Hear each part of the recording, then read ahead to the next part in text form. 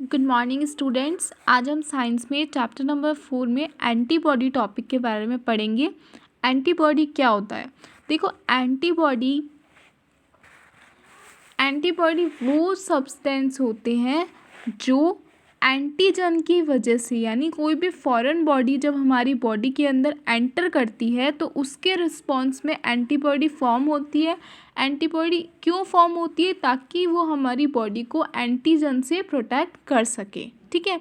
Antibody को हम इम्यूनोग्लोब्यूलिन्स भी बोलते हैं, इन शॉर्ट आईजी। ठीक है, एंटीबॉडीज़ को हम आईजी बोलते हैं, यानी इम्यूनोग्लोब्यूलिन्स भी बोलते हैं। They are gamma globulin protein. ये क्या होते हैं? ये गामा ग्लोब्यूलिन के प्रोटीन होते हैं which are synthesised by the plasma cells, जिनको प्लाज्मा सेल्स बनाती है। इन एंटीबॉडीज़ को कौन बनाता है? प्लाज्मा सेल्स बनाती है, और ये गामा ग्लोब्यूलिन के प्रोटीन होते हैं। ये ब्लड में पाए जाते हैं। ब्लड के अलावा और कोई भी अगर बॉडी फ्लूइड होता है तो उसमें भी ये पाए जाते हैं। Antibodies identify and interact with the antigen. Antibody क्या करती है? आइडेंटिफाई करती है एंटीजन को और इंटरैक्ट करती है उसके साथ में, ताकि उसको इनअफेक्टिव कर सके, उसके असर को ख़त्म कर सके। ठीक है।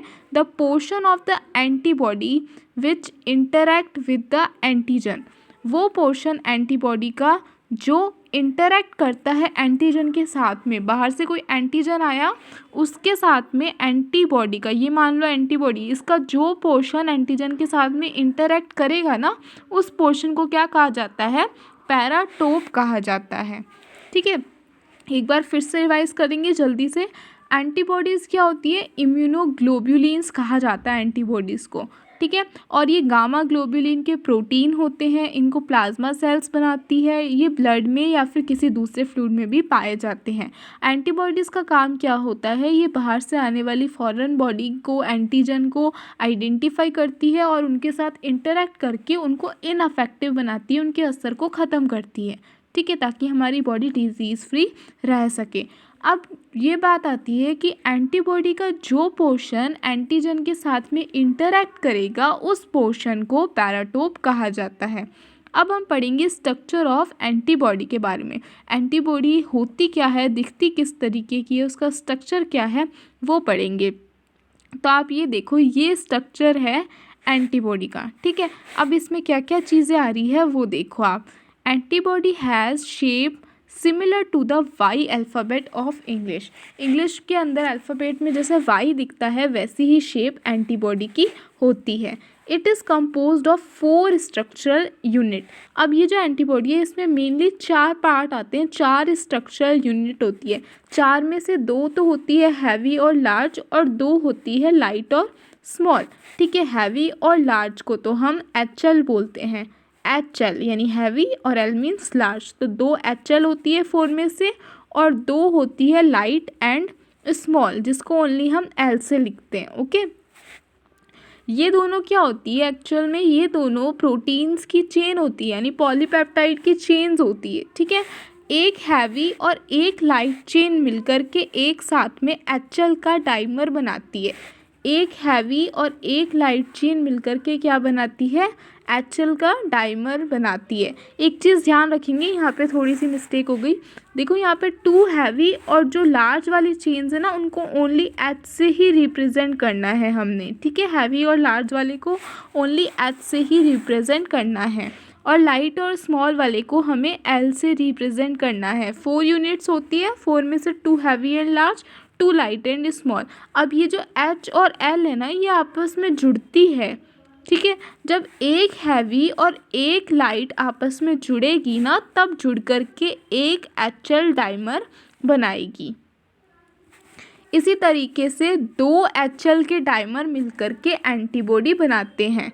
एक HL का डाइमर और दूसरा HL का डाइमर है ना, टोटल 2 HL के डाइमर बन जाते हैं, और ये दोनों मिलकर के एंटीबॉडी बनाते हैं। अगर हम दूसरे वर्ड्स में कहें तो एक एंटीबॉडी का मॉलिक्यूल 2 होमोजीनस हाफ से मिलके बना होता है, यानी एक साइड में HL, दूसरी साइड में भी HL, यानी दोनों होमोजीनस है ना, दोनों साइड एक जैसी चीज़ है एंटीबॉडी मॉलिक्यूल के। Both these half are joined with each other. अब ये जो दोनों हाफ बने हैं एंटीबॉडी के, ये एक दूसरे से जुड़े होते हैं किसकी हेल्प से? डाइसल्फाइड बॉन्ड की हेल्प से। ये बहुत ध्यान रखना है हमारे को कि कहाँ से, कौन से बॉन्ड से ये जुड़े होते हैं। दो हाफ जो है एंटीबॉडी के, मान लो ये एक हाफ है, ये दूसरा हाफ है, ये दोनों किससे जुड़े होते हैं? डाइसल्फाइड के बॉन्ड से जुड़े होते हैं। और जो एक हाफ होता है ना, ईच ऑफ द हाफ, ये दो हाफ है, एक एंटीबॉडी के हाफ की बात कर रहा है, एक एंटीबॉडी के दो हाफ है, इस हाफ को और इस हाफ के अंदर HL डाइमर है, इसमें भी HL डाइमर है। अब ये दोनों आपस में किससे जुड़े हुए थे? डाइसल्फाइड बॉन्ड्स से जुड़े हुए थे। अब इसके अंदर बात कर रहा है, सिर्फ एक की बात कर रहा है ये, ठीक है। जो एक इसका हाफ है वो किससे मिलकर के बना हुआ है? एक H से और एक L पॉलीपेप्टाइड की चेन से मिलकर के ये बने हुए होते हैं। The H and L chain found in each of the half, दोनों हाफ के अंदर एक H की पॉलीपेप्टाइड चेन और एक L पॉलीपेप्टाइड चेन पाई जाती है और ये आपस में डाइसल्फाइड बॉन्ड से जुड़ी होती है। देखो अब हैवी चेन के अंदर कितने अमीनो एसिड आते हैं? प्रोटीन किससे मिलके बना होता है? अमीनो एसिड से। हैवी चेन के अंदर 440 अमीनो एसिड्स आते हैं, जबकि लाइट चेन के अंदर ओनली 220 अमीनो एसिड्स आते हैं, जस्ट इसके half. The heavy chain is attached with a carbohydrate moiety, heavy chain carbohydrate के मोइटी से, कार्बोहाइड्रेट के ग्रुप से जुड़ी हुई होती है। Each heavy and light chain can be divided into 2 part, हर एक हैवी और लाइट चेन को 2 पार्ट्स में डिस्ट्रीब्यूट किया गया है। देखो एक पोर्शन होता है वेरिएबल पोर्शन, दूसरा होता है कांस्टेंट पोर्शन। वेरिएबल पोर्शन कौन सा? ये जो पोर्शन होता है ना, ये रिएक्ट करता है एंटीजन से, और ये कहाँ पाया जाता है? जहाँ पर NH2 एंड होता है चेन का, वहाँ वेरिएबल पोर्शन पाया जाता है। वेरिएबल पोर्शन का दूसरा नाम भी होता है जिसको हम बोलते हैं फैब पोर्शन, ठीक है। ये कहाँ पाया जाता है? NH2 एंड पे पाया जाता है। ये वेरिएबल पोर्शन ही एंटीजन के साथ में रिएक्ट करता है, इसको हम फैब पोर्शन भी कहते हैं। अब आता है कांस्टेंट पोर्शन। ये जो पोर्शन है ना, ये सिचुएटेड कहाँ पे होता है? COOH एंड पर। जैसे वेरिएबल पोर्शन NH2 एंड पे है, उसी तरीके से कांस्टेंट पोर्शन COOH एंड पर पाया जाता है चेन के। जैसे हम इसको फैब पोर्शन कहते हैं, वैसे ही कांस्टेंट पोर्शन को FC पोर्शन भी कहते हैं, ठीक है। The point of origin of the Y structure of most of the antibody is flexible. जहाँ से एंटीबॉडी ओरिजिनेट हो रही है, जहाँ से उसका ओरिजिन है, वो पॉइंट वाई स्ट्रक्चर का ज़्यादातर एंटीबॉडीज़ के अंदर फ्लेक्सिबल होता है, और उस फ्लेक्सिबल पॉइंट को हम हिंज रीजन भी बोलते हैं। Being flexible, this region permit the variable portion of the antibody to adjust according to the size of antigen and react with it। अब constant portion के अंदर जो वेरिएबल पोर्शन है वो इजीली एंटर कर सकता है, परमिट कर सकता है, इसके साइज़ के अकॉर्डिंग फिट हो सकता है, क्योंकि ये जो हिंज वाला पोर्शन है ये फ्लेक्सिबल है, और जो कांस्टेंट पोर्शन है उसके अंदर वेरिएबल पोर्शन को एडजस्ट किया जाता है, और इसके वेरिएबल पोर्शन के इसके अंदर फिट करने के लिए हिंज रीजन को फ्लेक्सिबल रखा गया है, ताकि हिंज रीजन के अंदर इजीली हर साइज़ का वेरिएबल पोर्शन एडजस्ट हो सके, ठीक है। और नेक्स्ट क्लास में हम पढ़ेंगे types of antibodies. Thank you.